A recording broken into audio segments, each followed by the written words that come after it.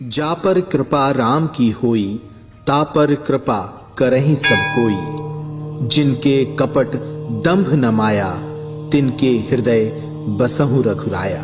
भगवान श्री राम और उनके अनन्य भक्त श्री बालाजी हनुमान की कृपा का ही चमत्कार है कि आज देश और दुनिया के हजारों लोग बागेश्वर धाम की ओर दौड़े चले आ रहे हैं।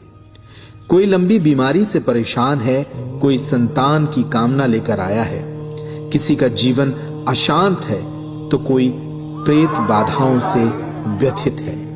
मध्य प्रदेश के बुंदेलखंड में स्थित संत धीरेन्द्र कृष्ण का आश्रम छतरपुर जिले के ग्राम गढ़ा में बागेश्वर धाम के नाम से प्रख्यात है।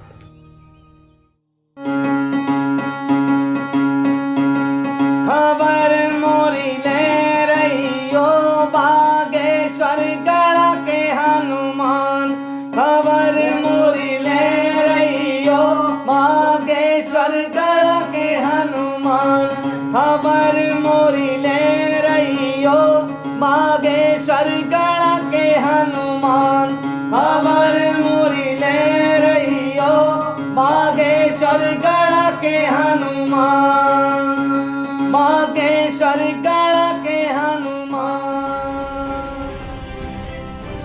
वेद पुराणों और देवताओं की पवित्र भूमि भारत पर पिछले सैकड़ों सालों में परम चेतना को उपलब्ध ऐसे अनेक फूल खिले हैं जिनकी सुगंध से मानव समाज पल्लवित, प्रफुल्लित और परिपक्व हुआ है। आज हम आपसे एक ऐसे ही परम साधक की चर्चा कर रहे हैं जिनको ये संसार श्री बागेश्वर धाम के पीठाधीश्वर संत श्री धीरेन्द्र कृष्ण शास्त्री के नाम से जानता है। हजारों समस्याओं, व्याधियों से दुखी मानव समाज इस दरबार में अपने कष्टों का निवारण पा रहा है।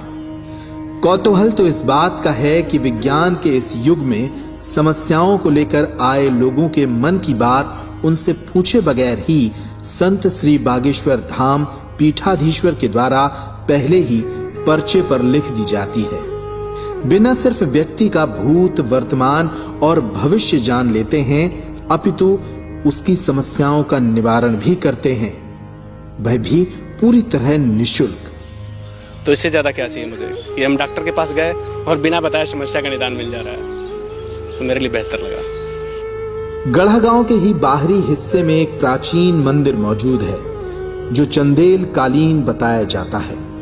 इस मंदिर में बागेश्वर महादेव का चमत्कारिक स्वरूप है तो वहीं स्वयंभू बालाजी हनुमान जी भी विराजित हैं। नियति ने बालक धीरेन्द्र को इसी मंदिर की ओर पुकारना शुरू कर दिया और इसके माध्यम बने बागेश्वर मंदिर के पुजारी और धीरेन्द्र कृष्ण शास्त्री के दादा पंडित सेतुलाल गर्ग जी। श्री बागेश्वर बालाजी सरकार एवं बागेश्वर महादेव के कृपा पात्र संत धीरेन्द्र कृष्ण शास्त्री के पास ऐसी कौन सी दिव्य शक्ति है जिससे वे मनुष्य के भूत, वर्तमान और भविष्य को जान लेते हैं। इसी प्रश्न का उत्तर खोजने हम उनके प्रारंभिक जीवन की तरफ लौटते हैं। बागेश्वर बालाजी की सेवा में बचपन के 8-9 वर्ष से ही हमारी प्रारंभिक रही। 12 से 13 वर्ष की अवस्था में जब हम पहुंच गए तो उस वक्त हमारे अनुभव बढ़ने लगे थे। पूज्य दादा गुरु हमें कुछ विशेष विधियों के द्वारा हमें सजोने लगे थे, संभालने लगे थे। वो कहते हैं कि गुरु जो है बाहें पकड़ता है और गुरु बाहें पकड़ करके परमात्मा के चरणों में रख देता है। तो हमारे गुरुदेव ने, दादा गुरु ने, पूज्य दादा गुरु ने हमारी बाहें को पकड़ करके बागेश्वर महादेव, बागेश्वर बालाजी के चरणों में रख दिया। ग्राम गढ़ा में 10 जुलाई 1996 को पिता श्री राम कृपाल गर्ग एवं माता श्रीमती सरोज के आंगन में जन्मे बालक धीरेन्द्र को क्या पता था कि एक दिन वे भगवत कृपा को उपलब्ध होकर मानव कल्याण का माध्यम बनेंगे। उनका प्रारंभिक जीवन भीषणतम गरीबी के बीच व्यतीत हुआ। एक कच्चे कमरे में ही 5 लोगों का उनका पूरा परिवार गुजर बसर करता था। कर्मकांडी ब्राह्मण परिवार होने के कारण पूरे परिवार की जीविका पूजा और अनुष्ठान कराने के बाद मिलने वाली दक्षिणा पर ही निर्भर करती थी। 12 वर्ष की अवस्था में जब उस वक्त हमारा जीवन क्लेशमय अति से ज्यादा गंभीरमय, अति से ज्यादा कठिनाइयों में घिरा रहता था, तो दक्षिणा की खोज में, पैसों की चाह में कि हम भी अच्छा भोजन पावें, अच्छे वस्त्र पहने और भगवत कृपा को प्राप्त करें, तो दादा गुरु ने हमें सहारा दिया और कहा इस संसार में सिवा परमात्मा के तुम्हें कोई आगे नहीं ले जा सकता। एक तरफ भीषण गरीबी, दूसरी तरफ कोमल आयु में ही परिवार के भरण पोषण का भार। ऐसा प्रतीत होता है जैसे परमात्मा इस बालक को स्वर्ण की तरह निखारने के लिए परीक्षा की अग्नि में तपा रहा था। फिर ऐसा क्या हुआ कि अचानक सामान्य चेतना परम साधक की चेतना में बदल उठी। दादा गुरु के काशीवास होने के बाद में फिर मन खिन्न हो गया। कोई मार्गदर्शक नहीं था, कोई प्रेरणाएं देने वाला नहीं था, कोई समझाने वाला नहीं था, तो खूब हम रोते रहते थे। फिर स्वप्न में हमारे जीवन में बदलाव स्वप्न से हुआ। फिर अचानक से स्वप्न में ऐसी प्रेरणाएं प्रारंभ हुई कि अगर आगे बढ़ना है तो साधना मार्ग को तेज करो। और साधना मार्ग कौन सा लें, क्या साधना करें, किसकी साधना करें, कैसे करें, इन सबसे अनभिज्ञ थे। तो स्वप्न में जो प्रेरणाएं बागेश्वर बालाजी की लगी, आप अज्ञातवास साधना करो। अज्ञातवास साधना से ही संसार की कठिनाइयों को पार करके आप लोगों के जीवन में एक ऊर्जा, एक प्रकाश प्रकाशित कर सकते हो। इस भावना का मन में 2-3 बार स्वप्न, एक आध बार का स्वप्न हमारे मन में लगा कि मन की कोई तरंग होगी, मन का कोई भाव होगा, भ्रम होगा। माता जी को हमने बताया, पिताजी को भी बताया। पिताजी हमारे फिर काम थोड़ा देखने लगे थे, पूर्णतया स्वस्थ थे, काम धाम भी देखने लगे, तो माता पिताजी ने कहा कुछ नहीं, स्वप्न है, आते रहते हैं, उनको हृदय में नहीं लेना चाहिए। हमने कहा, फिर लगातार दूसरी बार आया, अज्ञातवास करो। फिर तीसरी बार आया, अज्ञातवास करो। अब वो अज्ञातवास से हम अनभिज्ञ थे। अज्ञातवास है क्या? खोज की तो पांडवों का अज्ञातवास हमने पढ़ा। पांडवों ने अज्ञातवास की साधना की, अज्ञातवास घूमे, अज्ञातवास से ही उन्होंने जो है महाभारत जैसे समर्पण विजय प्राप्त की। हम समझ गए ये प्रेरणा यहाँ है। बौद्धिक बल दादा गुरु के कारण जो है थोड़ी मोड़ी उनकी कृपा प्रसाद से बुद्धि खुली थी, तो हम समझ गए कि इस अज्ञातवास की साधना से संसार रूपी महाभारत से हम जीत तो नहीं सकते, पर महाभारत में खड़े होने लायक शायद ये अज्ञातवास बना सकता है। उसी अज्ञातवास के बीच में हमें अपने पूज्य सदगुरु भगवान, जो हमारे वंशीय गुरु थे, जिनके ऊपर दादा की ऊपर भी कृपा थी, जिन गुरु की, सदगुरु सन्यासी बाबा, उनकी प्रेरणाएं, अब उसे एक दृष्टि से प्रत्यक्षीकरण, एक दृष्टि से उनका अनुभव, एक दृष्टि से उनका साक्षात्कार, एक दृष्टि से उनकी प्रति चरणों में हमारी प्रीति और उनका अभय आशीर्वाद हम पर उसी अज्ञातवास में भया। भगवत कृपा हुई, गुरु कृपा से फिर उन्होंने अनवरत प्रेरणाएं दी। अब आप घर जाइए, ऐसा ऐसा कार्य आगे का करिए। तो बस पूज्य सदगुरु सन्यासी बाबा के चरणों की धूल को लेकर के हम वापस आए। गांव भर में खूब स्वागत भया, खूब सब प्रसन्न भये, माँ भी हमारी प्रसन्न भई, और धीरे धीरे दरबार की यात्रा जहाँ से छोड़ कर गए थे वहां से चालू हुई। और आज संसार रूपी महाभारत के समर में संसार के कष्टों को मिटा तो नहीं पाते हैं, पर उनके कष्टों को समझ करके उन्हें ढांढस बनाते हैं, और गुरु का नाम लेकर के सदगुरु सन्यासी बाबा और बागेश्वर बालाजी की साधना, जो अज्ञातवास के मध्य में गुरु ने हमें प्रेरणा में दी, उस साधना का स्मरण करके, बालाजी का नाम लेकर के उनके दुखों को ढांढस बना करके उन्हें मार्गदर्शन देने का कार्य करें। ऊंची है महिमा, ऊंची है आभा, ऊंची है महिमा, ऊंची है आभा। संग बिराजे सन्यासी बाबा, संग बिराजे सन्यासी बाबा। हमें दे दो दया को दान, बागेश्वर गण के हनुमान।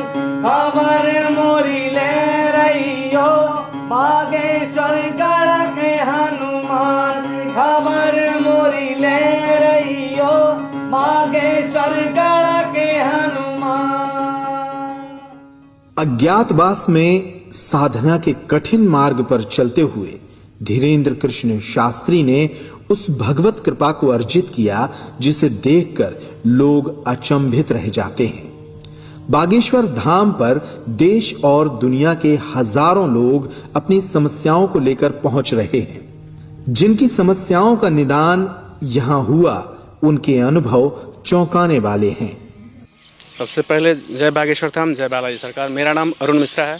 मैं सलेमपुर यानी देवरिया जिले के सलेमपुर क्षेत्र से आया हुआ हूँ, जो उत्तर प्रदेश में पड़ता है, गोरखपुर मंडल में। मेरा नाम स्नेहल भंडारे है। मैं पुणे महाराष्ट्र से आई हूँ। मेरा नाम रवि पंडित है। मैं अलीगढ़ डिस्ट्रिक्ट से हूँ, यूपी स्टेट। मेरा नाम प्रकाश सतीश पाठक है। मैं पंढरपुर महाराष्ट्र से आया हूँ। मेरे यहाँ प्रॉब्लम ये थी कि मेरी भाभी सुसाइड कर ली थी और उसमें हम लोग फर्जी तरीके से फंस गए थे, और बाबा ने बिना देखे बिना सोचे समझे लिख दिया पर्ची, बिल्कुल सही लिखा। और ये हमारे लिए बहुत चमत्कारी चीज़ थी, क्योंकि बहुत जगह मैंने गया था, वहाँ कभी कुछ बताते थे कभी कुछ बताते थे, लेकिन किसी ने बिना देखे नहीं बता पाया आज तक। हमें अपनी समस्या बतानी पड़ती थी, लेकिन बागेश्वर धाम में समस्या बतानी नहीं पड़ती, बाबा खुद लिख देते हैं। और मुझे कुछ परेशानियाँ थी, मतलब उसकी मुझे ये नहीं था कि मुझे सोल्यूशन चाहिए, ऐसा नहीं था। लेकिन यहाँ के लोगों के अनुभव सुनने के बाद तो मैंने कि मैं भी अर्जी लगाती हूँ, तो लगा दी। और मेरे प्रश्न तो यही थे कि बिजनेस में हम सारे बिजनेसमैन ही हैं, तो उतार चढ़ाव तो होता ही रहता है, तो पूछ ले। तो वहाँ जब गई तो एक शौक लगा, क्योंकि ये जो हो रहा था हमारे घर में वो भूत बाधा की वजह से हो रहा था। जब लोगों से बात की, जब देखा सब कुछ लाइव, जो हमने अर्जी बांधी थी हमारी दीदी ने, वो सब कुछ सेम निकला, सब कुछ गुरु ने सच बताया। तो बिल्कुल मतलब बोल नहीं सकते, ये बिल्कुल सच है। तो डॉक्टर ने बोला कि 2 दिन की हम गारंटी देते हैं, ज़्यादा नहीं, क्योंकि आपकी माता जी को शुगर भी है, तो हम उसकी गारंटी नहीं लेते। वेंटिलेटर पे है। तो हम बहुत मतलब अपसेट हो गए थे पूरी फैमिली। तो मैंने हमारे घर से ही अर्जी बांधी थी रविवार के दिन, संडे के दिन, और मंगलवार के दिन ऐसा चमत्कार हुआ कि मैं पूरा हिल गया। राहत मिली कि जो मुझे एक ही अर्जी पेशी हो गई, उसमें मुझे अनुभव आने लगा। बोलने लायक नहीं है, मतलब बिल्कुल ही एकदम भगवान का मतलब दूसरा रूप, मतलब गुरु जी हैं।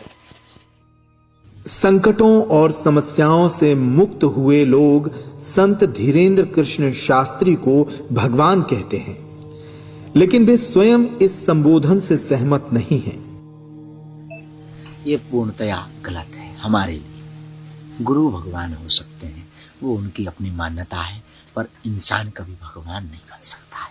पुरुष बन सकता है, महापुरुष बन सकता है, सिद्ध बन सकता है, ज्यादा निपुणता आने के बाद गुरु बन सकता है, परंतु कभी भगवान नहीं बन सकता। अपनी शक्तियों को वे बालाजी सरकार की महिमा के सिवा और कुछ नहीं मानते। श्रद्धालुओं की अपार संख्या यहां अपनी भावनाओं को लेकर पहुंचती है। उनकी समस्याओं का निराकरण तो निशुल्क होता ही है, बल्कि मां अन्नपूर्णा की कृपा से प्रतिदिन चल रहे भंडारे में उन्हें प्रसाद भी निशुल्क मिलता है। एक सामान्य मनुष्य से साधक बने संत धीरेन्द्र कृष्ण शास्त्री के जीवन की ये कथा अब नए संकल्पों के साथ आगे बढ़ रही है। नर सेवा को ही नारायण सेवा मानने वाले संत श्री धीरेन्द्र कृष्ण शास्त्री आज एक ओर जहां अपनी दिव्य शक्तियों से दीनहीन समाज की व्याधियों को मिटा रहे हैं, तो वहीं दूसरी तरफ सनातन संस्कृति के प्रचार, गौरक्षा, निर्धन कन्याओं के विवाह जैसे संकल्पों के माध्यम से समाज और मानव कल्याण का मार्ग भी प्रशस्त कर रहे हैं। ऊंची है महिमा, ऊंची है आभा, ऊंची है महिमा, ऊंची है आभा। संग बिराजे सन्यासी बाबा, संग बिराजे सन्यासी बाबा। हमें दे दो दया को दान, बागेश्वर गढ़ के हनुमान। खबर मोरी ले रही हो बागेश्वर गढ़ के हनुमान, खबर मोरी ले रही हो बागेश्वर गढ़ के हनुमान। जय जय जय हनुमान गोसाई, जय जय जय हनुमान गोसाई। कृपा करो गुरुदेव की नाई, कृपा करो गुरुदेव की नाई। तुम्हारी महिमा तो जाने जहान, बागेश्वर गढ़ के हनुमान। खबर मोरी ले रही हो